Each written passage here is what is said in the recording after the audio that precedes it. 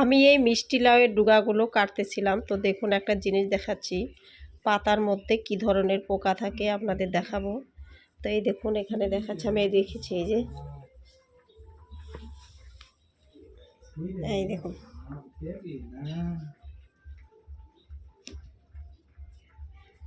পাতার মধ্যে কিভাবে আছে এই পোকাটা।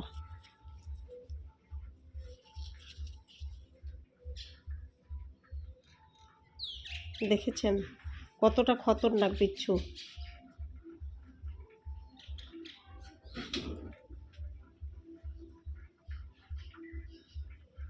তাই প্রত্যেকেই বলবো সাবধান, শাক পাতা খাওয়ার সময় খুব লক্ষ্য করে খাবেন, তা না হলে ভয়ানক কিছু হয়ে যেতে পারে।